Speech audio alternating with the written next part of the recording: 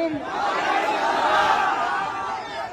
बहुआ खाली में यहाँ पर मौजूद मेरे सभी मोहतरम बुजुर्गों, भाइयों और हमारे बीच में यहाँ पर महागठबंधन के प्रत्याशी मौलाना सऊद आलम साहब आपके बीच में हैं। मैं बहुत दूर से आपके बीच में आई हूँ, आपकी बहन हूँ, आपकी बेटी हूँ, और सिर्फ इसलिए कि आज पूरे देश की नजर अगर कहीं है तो आप लोगों के ऊपर है कि बिहार की ये अजीम जनता हमें रास्ता दिखाएगी कि इस देश को किस दिशा में चलना चाहिए। नफरत के दिशा में, बेरोजगारी और गरीबी के दिशा में, या एक उम्मीद के दिशा में। तो आज हम सब आपके बीच में महागठबंधन के रूप में एक ऐसा गठबंधन लेके आए हैं जहां सभी का मान सम्मान, सभी की इज्जत होगी, जहां आपकी तरक्की के लिए, आपकी आने वाली नस्लों की तरक्की के लिए काम किया जाएगा। ये जो धरती है बिहार की, ये मेहनत कष्टों की धरती है और यहाँ पर सबसे ज्यादा ईमानदारी से मेहनत करने वाले हमारे भाई रहते हैं। लेकिन अफसोस की बात है कि आप लोगों को रोजगार के लिए अलग अलग सूबों में जाना पड़ता है, अलग अलग राज्यों में जाना पड़ता है। ये आपकी जो सरकार है, ये आपको नहीं रोजगार देना चाहती, आपकी तरक्की नहीं चाहती है। अब बहुत लंबा वक्त काट के आपके सामने ये सुनहरा मौका है कि आप लोग हम सब एकजुट होकर मिलकर इस सरकार को बदलने का काम करें। और ये सरकार सिर्फ तब बदली जा सकती है जब हम बहुत समझदारी और सूझबूझ के साथ ये आंकड़े जोड़े कि सरकार को हरा कौन सकता है। ये गठबंधन इसीलिए आपके लिए बना है कि सब आप और हमारे जैसी सोच रखने वाले, तरक्की की, भाईचारे की सोच रखने वाले लोग एकजुट होकर इस नापाक सरकार को बदलने का काम करें। मेरे भाइयों, मैं आपसे ये कहना चाहती हूँ कि आप लोग अपने इन वोटों को, अपनी ताकत को बंटने नहीं दीजिए। एकजुट होकर, एक तरफ होकर जब आप और हम वोट करेंगे तभी जाके हमें तरक्की हासिल हो पाएगी।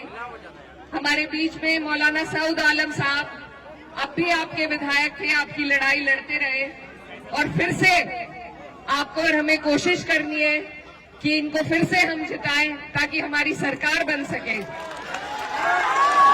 मेरे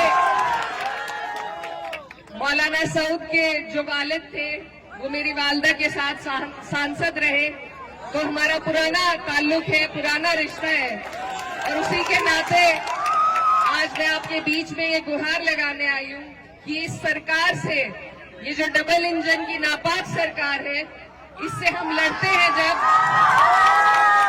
इससे हमें लड़ना पड़ता है आपके मुद्दों पे, चाहे वो वक्फ का मुद्दा हो या आपकी तरक्की, आपकी बेहतराई के लिए, आपकी रोजगार के लिए कोई मुद्दा हो।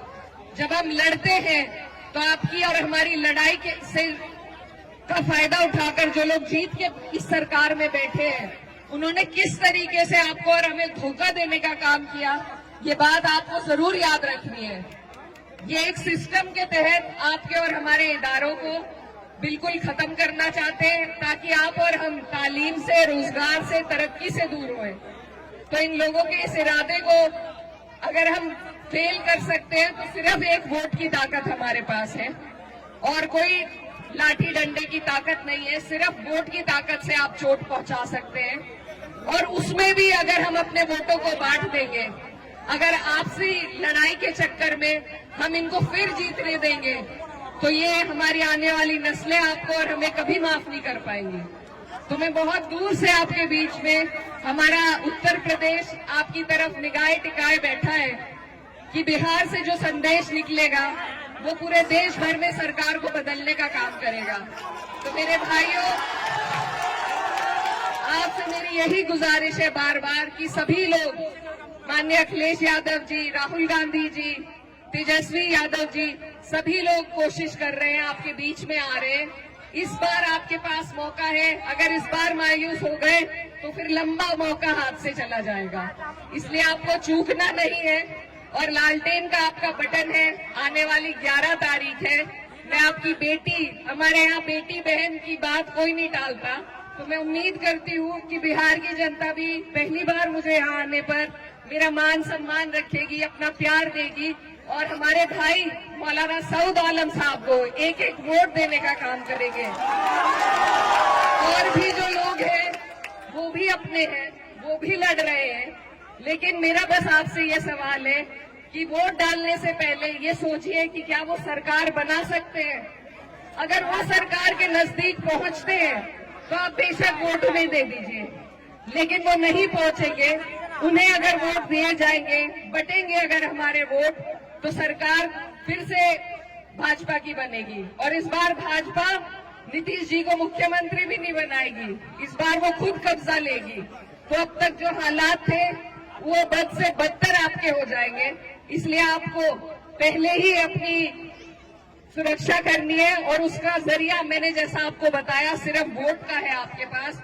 इस बार आपको नहीं बैठना है, आपको एक एक वोट एकजुट होकर अपने प्रत्याशी लालटेन पर देने का काम करना है। तो इन्हीं बातों के साथ मैं उम्मीद करती हूँ कि बोआखाली की ये जनता, ये गयूर आवाम सही फैसला लेगी, लालटेन का बटन दबाएगी और मौलाना सऊद साहब को यहाँ से जिताने का फिर से काम करेगी। आप सब यहाँ मेरी बात सुनने के लिए इकट्ठा हुए, यहाँ पर दूर दूर से लोग आए, मैं आपका तहे दिल से शुक्रिया अदा करती हूँ। और बस एक बात के साथ आपसे विदा लेना चाहती हूँ कि उसूलों पर जब आ जाए तो टकराना जरूरी है, जिंदा हो तो जिंदा नजर आना जरूरी है। और जिंदा कौम की और जिंदा दिल्ली की अगर सबसे बड़ी मिसाल कोई हो सकती है तो वो इस बार इस सरकार को उखाड़ फेंकने की ही मिसाल आपको देनी है। आप सबका यहाँ आने के लिए बहुत बहुत शुक्रिया, धन्यवाद। दुआओं में याद रखिएगा। अस्सलाम वालेकुम।